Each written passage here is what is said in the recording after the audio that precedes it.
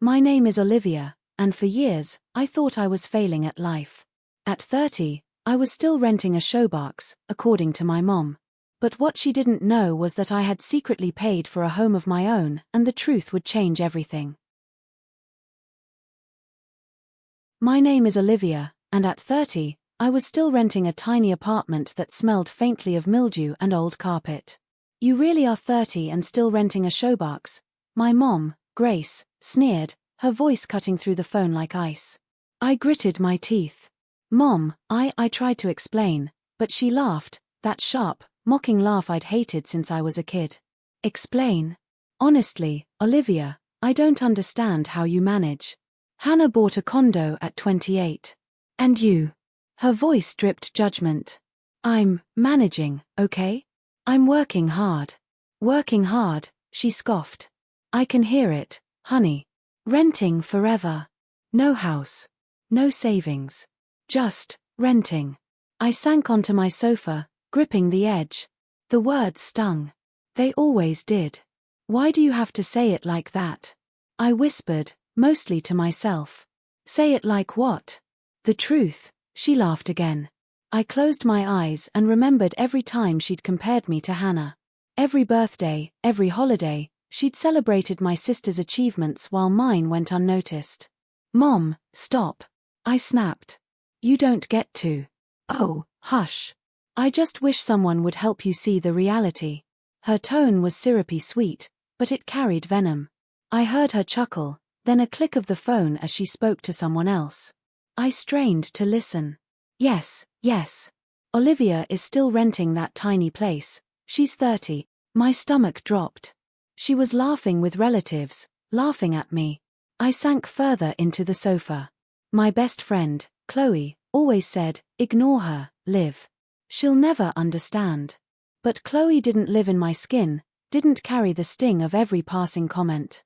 Later that evening, I tried to shake it off with Chloe. She really laughed at me, Chloe. Chloe put a hand on mine. I know. I'm sorry. You're not failing. You're just surviving her. Hannah, my younger sister, rolled her eyes when she dropped by. Honestly, Liv, maybe she's right. Maybe it's time to think about, getting your life together. I wanted to scream. Hannah, stop. But I didn't. I stayed quiet, biting my lip, swallowing the familiar pain. I'd learned long ago that arguments with them never ended well. I remembered when I was 15 and begged Mom to let me take piano lessons. Hannah got everything she wanted, but I got, you'll never be special like your sister. I remembered sneaking out late at night just to practice, to prove I could do something. No praise. No pride. Just silence. Liv. Are you even listening? Chloe's voice pulled me back. Yeah, I muttered. I hate feeling invisible. You're not invisible to me, Chloe said softly. That night, I lay on my small bed, listening to the hum of the city outside, thinking about Mom's laughter. How she made it seem so harmless to everyone else, but it stabbed me in the chest. I hated how powerless I felt. A tiny spark flickered inside me. If they thought I'd stay the same forever, they were wrong. I would prove them wrong. I would show them that I wasn't the failure they assumed. Someday, I whispered into the dark, they'll see. I thought about all the little ways I'd been ignored, the years of comparisons, the constant emotional knife twists. And now it was fueling me. I would work, save, fight. I would rise above their judgments and their laughs. Because if Mom thought 30 was too late, she was about to learn the truth. I never told anyone how many jobs I was juggling. Every morning, I wore my everything's fine mask, even when my body ached and my eyes burned from exhaustion. Olivia, you okay? You look tired. Ethan's voice startled me one afternoon as I stacked files at work. I'm fine, I said quickly, forcing a smile. You don't sound fine, he persisted, leaning against my desk. Seriously, talk to me. I laughed bitterly. Talk about what? My glamorous life of paying bills and wondering if I'll ever own a real bed. Ethan frowned. That's not funny. Sorry. I'm just tired, I muttered, ducking my head. He gave me one of those looks that made me want to spill everything, my late nights, my second job at the cafe, my side hustle delivering packages, every penny I hid from my mom. But I couldn't. Not yet. You're working too hard, he said softly. You should rest. I don't get the luxury of rest, I admitted under my breath. Mason, my landlord, was another reminder that the world didn't care. Rent's due, Olivia, he said gruffly when I handed him the money. And don't think I want excuses. I know, Mason, I muttered, forcing a smile I didn't feel. Some nights, I cried alone in my apartment, curled up on my tiny sofa. The tears weren't just for exhaustion, they were for the years of Mom's judgment, Hannah's superiority, and my own self-doubt. Why can't I do anything right? I whispered to the empty room. Am I really the failure she says I am? I remembered last Christmas, when Mom openly compared my paycheck to Hannah's promotion. You should try harder, Olivia. Maybe one day, you'll catch up. Her words still burned in my memory. Chloe called me that night. Hey, Liv, are you okay? Not really, I admitted. I'm tired. And maybe a little hopeless. Don't say that, she said firmly. You're not hopeless. You're surviving, and that counts. Her words stuck with me as I counted the bills I could barely pay, stacked the envelopes of savings I kept hidden in a drawer, and calculated how long it would take to finally have something that was mine. One evening, Ethan caught me studying real estate listings on my phone. Planning a vacation, he teased. No, I said, heart racing. Just dreaming.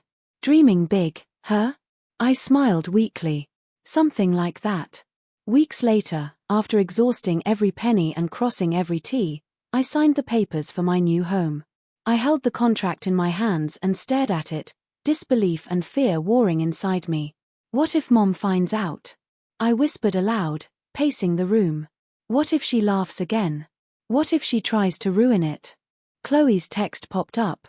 You did it, Liv. You're stronger than you know. I breathed out, finally letting a small smile appear.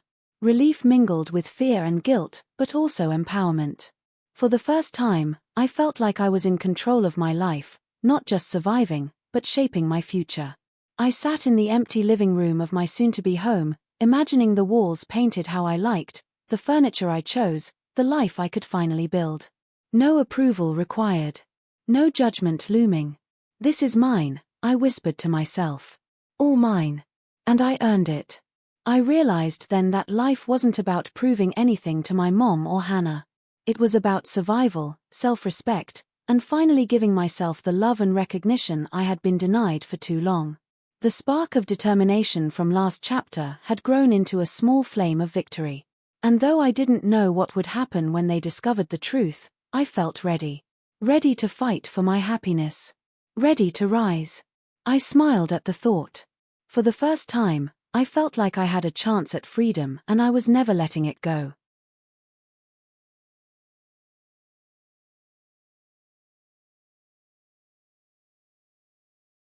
The first night in my new home, I stood in the empty living room, spinning slowly. The walls were bare, but they were mine. Finally, I whispered. Finally, it's mine. Chloe called almost immediately. Liv. You did it. Are you actually there? I'm here, I said, letting out a shaky laugh. And it's everything I imagined. Send me pictures, she demanded.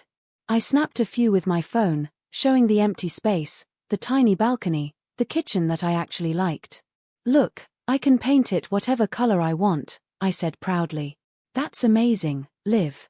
You earned this. Don't let anyone tell you otherwise. I smiled, but a flicker of doubt remained. What would Mom say? What would Hannah say? A week later, I was unpacking boxes when I heard a knock at the door. I frowned. Visitors were rare. Opening it, I was stunned to see Mason, my landlord from the old apartment, standing there. Congratulations, he said gruffly. You finally left that showbox of yours. I blinked. Thanks. I guess. He shrugged. Just, don't forget, life doesn't care about anyone's plans. You'll still have to work. I know, I said, rolling my eyes, but inside I felt a small thrill. Even his tough words couldn't shake me. Then it happened. Mom called. Olivia, I stopped by your old place today. You weren't there. Where are you living? I froze, then let a calm smile spread across my face. Actually, Mom, I moved. You are moved? But, why didn't you tell me? Her voice wavered, a rare crack in her perfect facade. I wanted it to be a surprise, I said casually. Come see. There was silence on the line. You want me to come, now? Sure. If you can find it. I hung up and let the anticipation build.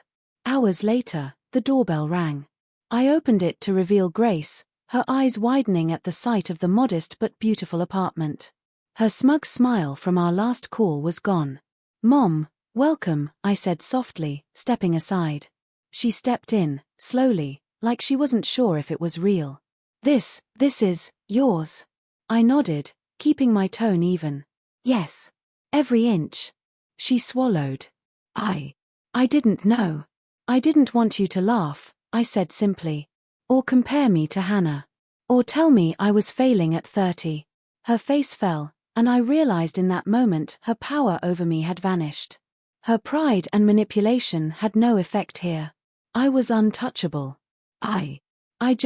She started, but no words came.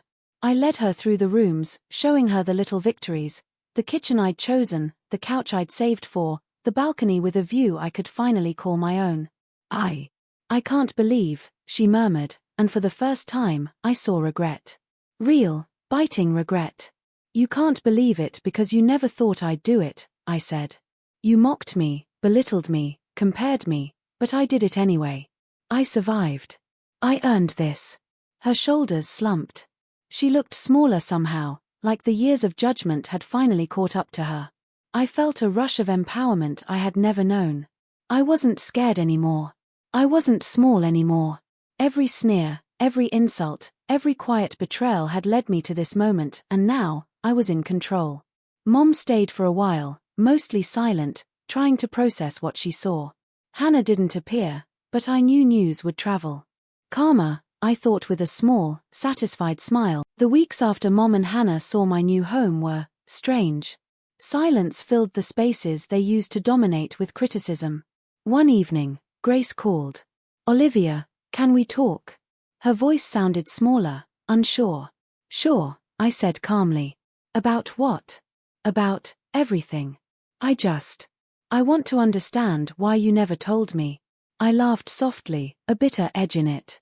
Understand? Mom, I didn't tell you because I knew what would happen. You'd mock me. Compare me. Make me feel small. I don't need that anymore. There was a pause. I didn't mean. You didn't mean what? To make me feel like I was never enough. To pretend Hannah was perfect and I was invisible. She stayed silent. I didn't wait for an apology. I realized I didn't need one. Later, I ran into Chloe for coffee. So, she asked, eyes sparkling. How does it feel? It feels light, I admitted, stirring my latte. Like a weight I didn't even know I was carrying is gone. Chloe smiled. You finally got what you deserved. I did. And it's mine, I whispered. Not because anyone gave it to me, but because I earned it. Ethan stopped by that weekend. You're different, he said, looking around my apartment. I can feel it. I laughed. Different good or different, scary? Different amazing, he said simply. You finally believe in yourself. And I did. For the first time, I did. Hannah sent a text. Congrats, Olivia. Didn't think you'd pull it off. I ignored it. Her pride and denial were pointless now. Mom tried a few more calls, but I let them go to voicemail. I didn't need to hear their excuses. Instead, I focused on the people who mattered, Chloe, Ethan, my few friends who had seen me struggle quietly and cheered me on. I started hosting dinners, decorating my space, laughing without fear of judgment. One afternoon, I saw Grace at a store with her friends. They whispered, glancing in my direction, clearly questioning her treatment of me. I didn't gloat. I just smiled faintly, knowing karma worked quietly, but surely. I spent evenings on the balcony, sipping tea, watching the city lights flicker. I thought about all the years of ridicule, the comparisons, the silent betrayals. And I let it go. I survived you, I whispered to the wind, and I'm stronger because of it. There were moments of melancholy, yes.